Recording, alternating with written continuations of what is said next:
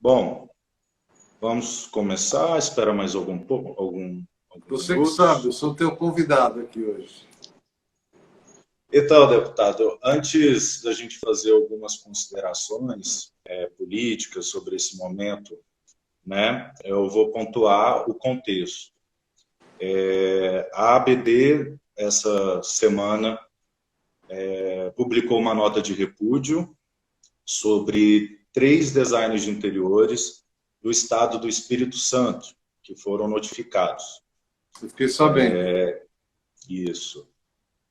Existe toda a parte sensível, o clamor, né, que nós estamos passando, toda essa conjuntura de pandemia que obriga as pessoas a estar em casa e que já é um fator que dificulta os designers de interiores a trabalhar.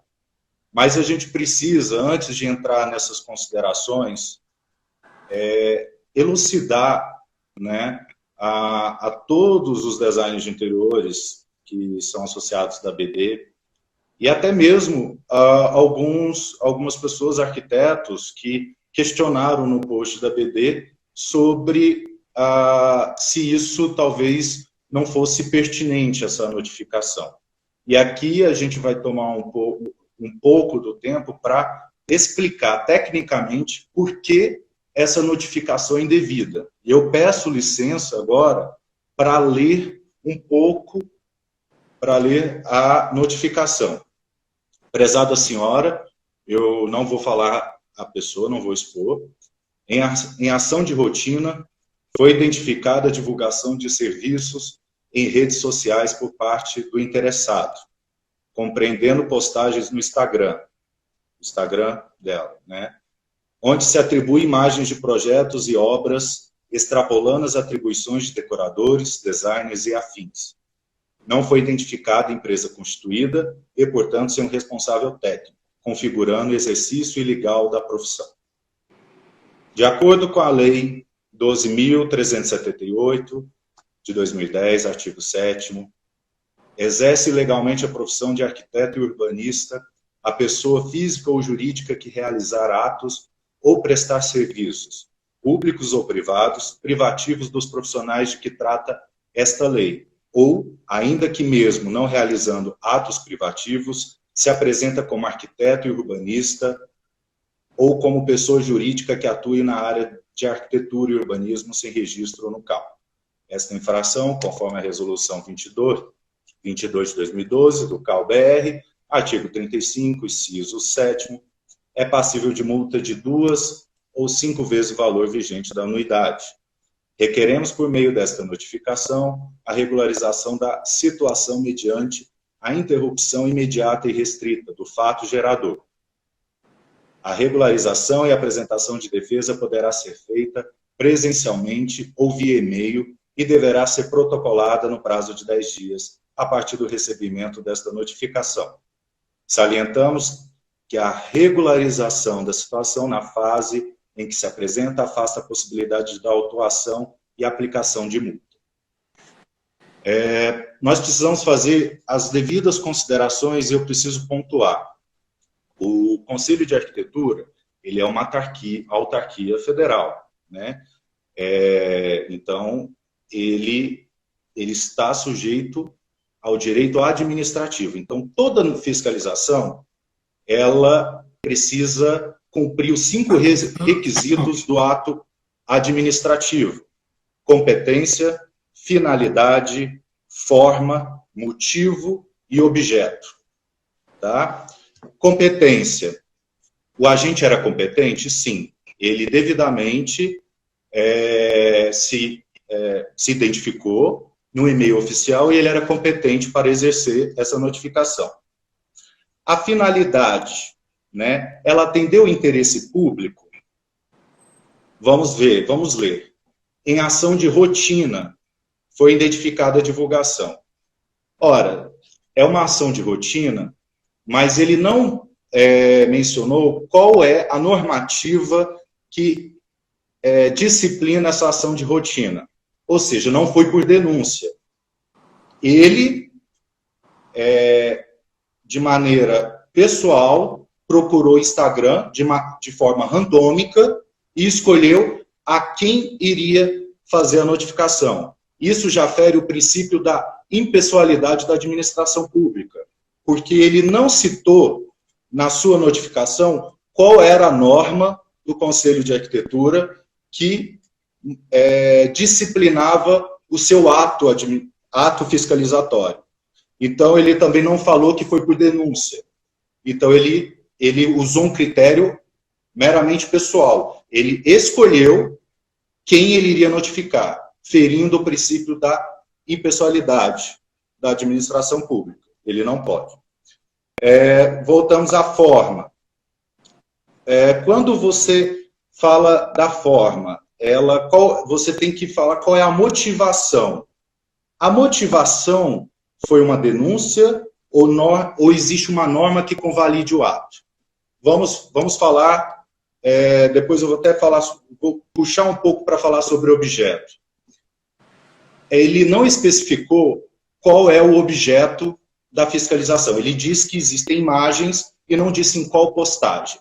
Mas vamos considerar que ele tivesse especificado uma imagem. Ele, como fiscal, olhando uma imagem, ele não saberia identificar, sem olhar a planta baixa ou as fotografias anteriores, se houve ou não alteração estrutural. O design de interiores, ele está na Lei 13.369, as atividades descritas no artigo 4º, de autoria do senhor, e ele tem os seus limites bem descritos lá na lei. Só que o fiscal, olhando uma fotografia, não tem base técnica suficiente para dizer se houve alteração estrutural ou não. Tá. Mas mesmo que ele tivesse alguma prova de que houve alteração estrutural, a exigência de um profissional técnico para execução de alterações estruturais é na hora da execução e não da promoção no seu Instagram. Ou seja, não existe nada na lei do design de interiores que obrigue na sua postagem, da sua concepção artística de design, no seu projeto de design de interiores, a dar crédito ao profissional que executou o seu projeto. Tá? Então, assim, vamos fazer uma analogia. Será que hoje existe essa regra para os arquitetos? Vamos ver. Será que todos os arquitetos que postam imagens de um edifício, por exemplo, e que ali tem a sua própria concepção de projeto arquitetônico, ele é obrigado a declarar ou dar crédito aos engenheiros responsáveis pela execução daquela obra? Ou seja, o engenheiro calculista, o engenheiro eletricista, o engenheiro mecânico que colocou o elevador ou o ar-condicionado? A gente sabe que isso não é uma prática recorrente no mercado. Não existe essa norma que discipline dentro do CAL e nem mesmo no CONFEA, que obrigue essa relação, essa obrigatoriedade. Essa discussão, se isso é bom ou não, é para o futuro. Mas o fiscal não pode criar essa norma. Ele não pode olhar para o design de interior e falar assim, ok, você é obrigado a dar créditos ao responsável técnico habilitado. Com base em que norma ele impõe essa obrigação ao design de interiores? Não existe isso. Nem na lei do design de interiores e nem na lei do CAL. E nem em norma do CAL. Não existe isso. Em lugar nenhum tem isso.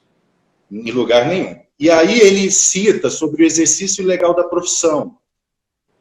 Vale considerar que o exercício ilegal da profissão, na lei do CAL, diz sobre as áreas privativas do CAL, do arquiteto e urbanista. Só que aquela resolução 51, ela está suspensa. E é por isso que ele nem menciona quais são as atividades privativas do arquiteto. Porque essa norma está suspensa. Mesmo que não estivesse suspensa, a lei dos designers de interiores sobrepõe a resolução 51 ou qualquer outra norma, né? Então, assim, então, qual foi o motivo, né, que ensejou a fiscalização? Existe o fato, existe a lei, é possível averiguar na postagem do design de interior que um fato que o design de interior extrapolou as suas atribuições? O fiscal não tem elementos técnicos para averiguar isso. E ele não pode impor ao design de interior, como se vai fazendo uma analogia aqui o direito penal, a fazer o ônus da prova. O design de interior não tem que provar que ele executou com um profissional habilitado. Na verdade, ele já deveria ter feito isso na execução, mas posteriormente, na sua postagem, ele não tem que fazer essa prova, essa averiguação. Quem tem que averiguar se houve ou não é o fiscal. E aí, constatando que não teve um fiscal habilitado, e aí notificar. O objeto, né? Então, o que acontece? Vamos lá, a finalidade, ela não atende o interesse público, ela é claramente um abuso de poder, ou seja, sendo nulo essa notificação. A forma, existe vício de forma, né? Então, mais um elemento que garante nulidade. O motivo também, é um motivo inexistente e ilegítimo, mais um fator que garante a nulidade, e não existe objeto. Então, o que o fiscal faz? Ele tenta criar uma norma que não existe, impondo aos designers de interiores que dê crédito aos responsáveis, aos profissionais habilitados na execução de alterações estruturais. O que eu estou querendo... É um pouco técnico, mas o que a gente precisa é que... bom, eu estou vendo aqui, não é toda obra que precisa de um ART, não. As obras que têm alterações estruturais, isso está bem claro na Lei 13.369, precisa sim de RRT ou ART. Mas obras que não têm alterações estruturais, o design de interior pode sim executar. Ele é livre para executar essas obras sim. E não são todas as obras que têm alterações estruturais. Tá? Então, qual que é o nosso objetivo dessa live? Eu acho que é mais para esclarecer o design de interiores, de que ele tem sim a legitimidade do seu trabalho. Ele tem sim que reconhecer os limites da sua profissão. Mas ele não pode se intimidar com essas notificações. O senhor ofereceu uma lei para eles se sentirem mais seguros. E eles têm que se respaldar nessa lei. E a ABD está aí para assegurar o cumprimento da lei. E aí eu dou um dado interessante. Nenhuma notificação assistida pela ABD teve prosseguimento em qualquer instância administrativa ou judicial.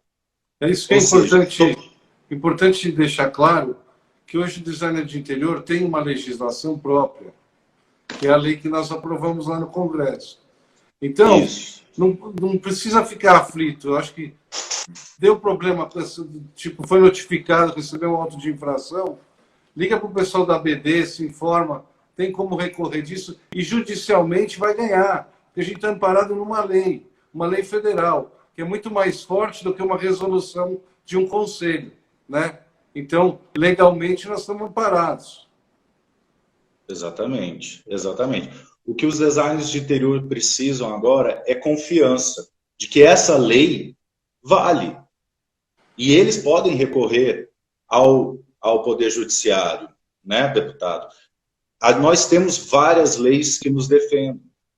Só que muitas vezes, nossos direitos são violados. E é por isso que existe o Poder Judiciário, para a gente valer os nossos direitos. Exatamente. E a ABD está aí para dar assistência aos seus associados. Agora, a gente tem um grupo de harmonização, né, deputado? Eu acho que acho que muitos de vocês acompanharam, mas aqueles que não acompanharam, nós entramos com 2 projetos, um projeto de lei e um PDC, um projeto de decreto legislativo, que um para alterar a resolução 51 e outro para extingui-la, não é isso, Walter? Na verdade, o projeto de lei que teve aquela votação na CETASP, ele está extinguindo a prerrogativa do Conselho de Arquitetura de dizer, por resolução, que é privativo exclusivo. Então, ele não vai ter mais essa prerrogativa. Porque, e a outra, só para vocês entenderem, o CAL é o único conselho profissional, único, do Brasil inteiro, que tem essa prerrogativa de determinar o que é atribuição exclusiva dos arquitetos. Por exemplo, o de engenharia não tem, o de medicina não tem, ninguém tem. Só o CAL é que tem essa prerrogativa. Foi um erro quando foi confeccionada a legislação, a lei, o projeto de lei, a lei que fez a criação do CAL. É isso que a gente está discutindo, da inconstitucionalidade disso. Né? Você não pode, através de um poder desse, exercer uma reserva de mercado. Acho que você tem atribuições que podem ser feitas por 2 profissões, por 3, por 4, harmonicamente e conjuntamente. E tem algumas que são exclusivas. Mas a gente tem que ser justo. Exclusiva tem que ser aquela em que só aquela profissão tem formação para isso. Então, a gente tem discutido muito isso lá na Comissão do Trabalho. Montamos um grupo de estudos e discussão. Através do diálogo, a gente chegou num consenso, num texto bom. Estava tudo caminhando bem. Aí veio essas notícias agora. E justamente no momento em que a gente sabe que o Brasil está passando por um momento difícil. O coronavírus está aí, todo mundo com medo, todo mundo acuado em casa. Difícil de fazer renda, difícil de arrumar trabalho. Ainda vem, na hora que a gente tem que caminhar juntos, eu acho sinceramente que o presidente do CAL, Luciano, ele não devia nem estar sabendo disso, né? Porque isso foi uma atitude isolada de algum fiscal lá do Espírito Santo, porque é alguém desavisado ou de má fé para fazer um negócio desse. Porque, por tudo que a gente tem feito de grupo de trabalho, de discussão, tantas profissões envolvidas, engenheiros, designers de interiores, paisagistas, biólogos, museólogos, historiadores, engenheiros, arquitetos, todo mundo discutindo, a gente chegando no consenso, aí tem uma atitude dessa. Eu não acredito que isso seja de conhecimento, inclusive, do CAL, do presidente do CAL. Isso aí deve ter sido um ato isolado. A gente tem que verificar isso, né? Mas eu acho que é hora de a gente ter diálogo e parar um pouco com essa perseguição e com essa reserva de mercado. Exatamente. Até porque, imagina, né? Vamos falar um pouco de humanidade, né? De solidariedade. Não está sendo fácil para nós, para o Brasil, ficar em casa, né? E eu consigo me solidarizar com essas 3 profissionais que receberam essa notificação. Por mais que elas estejam respaldadas pela lei, é um pouco doloroso no momento em que você está ali no seu único recurso de se promover no mercado, na expectativa de que isso acabe logo, porque nós não sabemos quando essa pandemia vai acabar. E nós sabemos que quanto menos dinheiro tiver no mercado, menos dinheiro as pessoas vão ter para fazer reformas de interiores. E isso não só atinge os designs de interiores, atinge toda a economia. Então, está todo mundo no mesmo barco. E as pessoas, muitos sem perspectivas, né, desolados, ansiosas por estar em casa. Recebeu uma notificação dessa, por mais que com todo o respaldo jurídico e auxílio da ABD, dói, dói um pouco, e eu me solidarizo a essas designers de interiores. Mas eu também, eu acho que a BD, ela tem que, na verdade, a BD sempre teve o caminho do diálogo, né? Ela sempre se colocou para esclarecer com pessoas técnicas, para até explicar o que é a profissão de design de interiores para os deputados, para o próprio CAL. Quando o CAL abriu a consulta pública na suspensão da Resolução 51, a ABD, humildemente, contribuiu, protocolou as suas contribuições muito bem feitas pela diretoria acadêmica, na coordenação da professora Nora Geoffroy, né, que foi, inclusive, citada pela conselheira do CAL, que hoje é a vice-presidente do Conselho de Arquitetura do Brasil. Né? A ABD também esteve em todas as negociações, colocou claramente para os deputados qual é a abrangência do design de interior, qual é a capacitação que existe, a formação que existe em todos os níveis, né?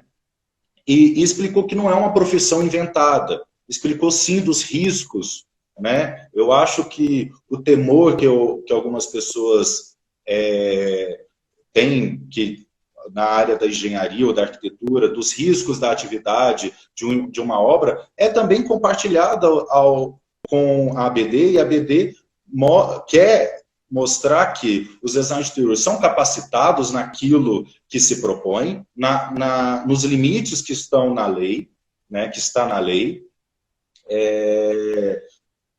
nos limites da lei, e quer contribuir cada vez mais. Eu acho que existe o caminho do diálogo, a gente não pode encerrar. O grupo de trabalho, na promessa da deputada Marcivânia, continuaria, até porque tem coisas particulares entre CAL e CONFEA que ainda precisam ser discutidos, na vontade da deputada Marcivânia e do deputado Ricardo Isaac, que querem acompanhar essa negociação. Vale a pena, Walter, falar que o que está acontecendo não está afetando só os designers de interiores, né?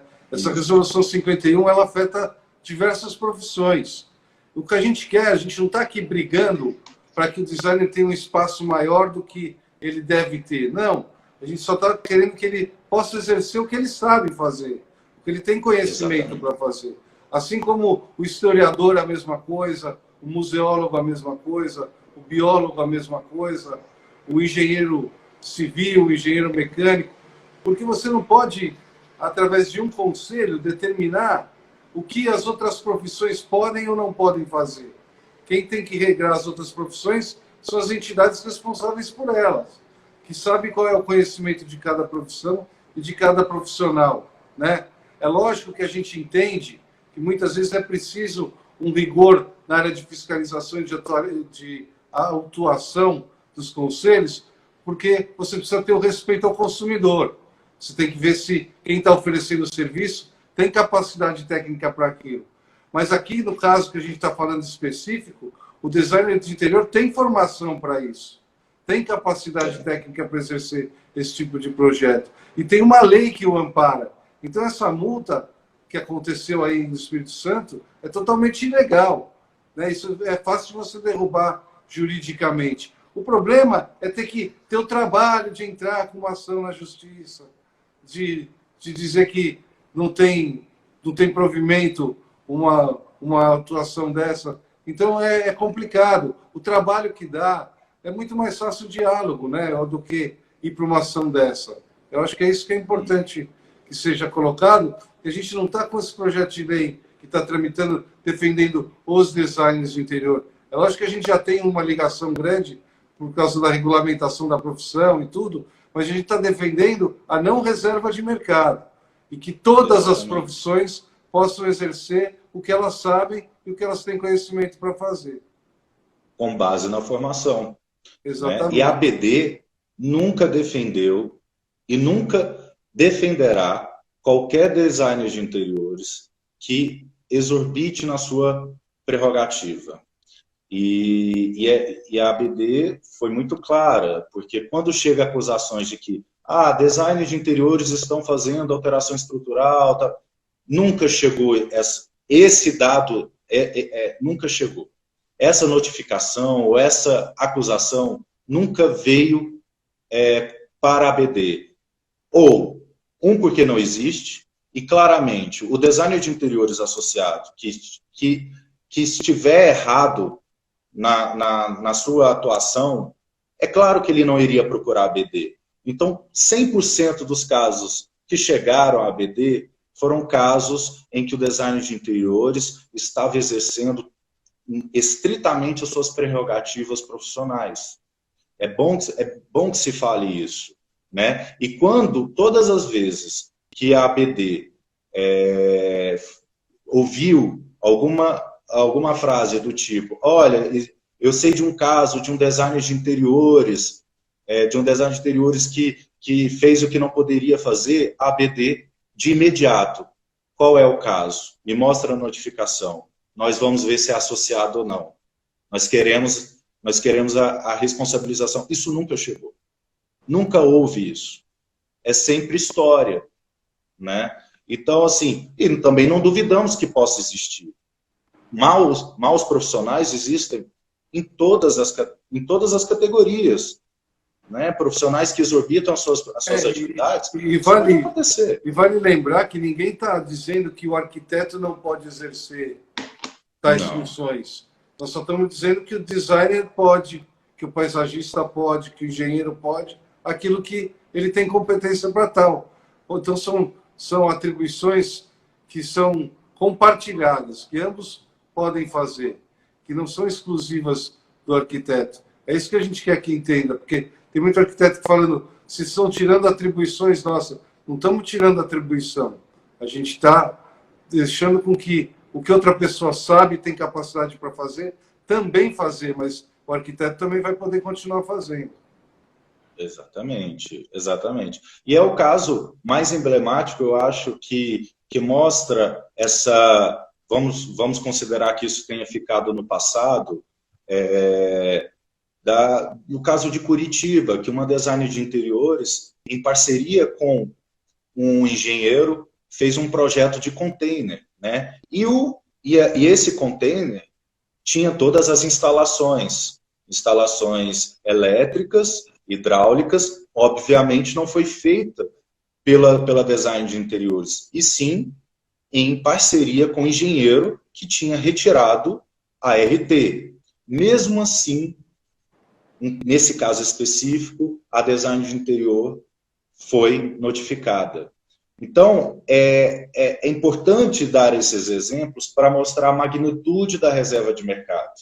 Ou seja, ali se contestou que não há segurança, não se apontou a segurança da sociedade, porque a design de interiores fez a sua concepção do seu projeto e a execução e as instalações de segurança, né, porque era um container que seria um restaurante, foi feito por um engenheiro. E isso é uma atribuição do engenheiro. E ela apresentou a RT do engenheiro. Né? Mesmo assim... Não, fala. Pode. E mesmo assim ela foi notificada. Teve um depoimento então, assim, nas audiências públicas que eu fiquei impressionado, que foi uma menina que fez paisagismo, não era designer de interior. Mas ela fez 5 anos de faculdade lá no Rio de Janeiro, e ela falou que ela tinha que fazer o projeto e pagar um arquiteto para assinar o projeto, né? Porque senão ela tinha problema com o CAL. Então, pô, isso é um absurdo. Quem mais vai fazer um projeto de paisagista melhor do que uma pessoa formada em paisagismo? O arquiteto pode até fazer, ter até o mesmo conhecimento, mas não mais do que alguém que estudou 5 anos numa faculdade, um curso de paisagismo, né? E a mesma coisa acontece aqui. Então, eu acho que são coisas que a gente tem que manter o diálogo, manter a conversa que a gente vem tendo naquele grupo de harmonização das profissões e levar esse caso até a presidência do CAL. Eu ainda acho que o Luciano não estava sabendo, não é possível. Depois de tudo que a gente fez de diálogo, eu acho que não. Ele é uma pessoa que estava aberto ao diálogo lá com a gente, conversamos bastante. Vamos ver o que a gente consegue. É hora de tentar pacificar, né? Exatamente. Mas a mensagem mais importante aqui para o design de interior é: não importa de onde vem a notificação, né? Se você cumpriu as suas obrigações, que estão claramente descritas na sua lei 13.369, se você atuou dentro dos limites da sua profissão, não tem nada a temer. É isso que a lei do deputado lhe garante, a segurança jurídica para você trabalhar. Então, lembre-se, você tem uma lei, você tem uma associação que zela por você, né? E que está na linha de frente para lhe defender, né? Então, e o deputado está aí, mais uma vez, para dar um respaldo, porque ele não parou a sua luta com a Lei 13.369. Ele ainda apresentou dois projetos, né, um projeto de lei e outro projeto de decreto legislativo, para por fim de vez as disputas. E eu acho, sinceramente, aqui, que o CAL tem esse interesse também. Eu acho que já não existe mais ânimo para esse desgaste público, né? E eu falo do CAL porque existem, como na política, em qualquer associação ou conselho, existem vários pensamentos, né? Você tem uma ala do CAL que é mais apaziguadora, que é aberta ao diálogo, você tem outra ala que é mais radical, e aos poucos, essa ala apaziguadora, sensata, ela vai conseguindo convencer de que o melhor caminho é o diálogo, que o melhor caminho é a cooperação entre as profissões, que o melhor dos mundos é que o arquiteto, o design de interiores e o engenheiro possam trabalhar junto, que isso é a melhor união para a sociedade, que nós vamos ter cidades mais bem planejadas, né? Casas mais bem projetadas, ambientes mais ergonômicos, melhores para se viver. E é isso, a ciência, ela se desenvolve em todas essas áreas. Então, essa é a mensagem que a gente tem para dar hoje. Eu tenho aqui uma pessoa que é minha assessora aqui, anotando algumas perguntas, e eu queria ver se a gente poderia responder brevemente. O senhor quer fazer alguma consideração, deputado? Não, podemos. Vamos responder, eu acho que é importante. Paula? Paula? Tem algumas perguntas?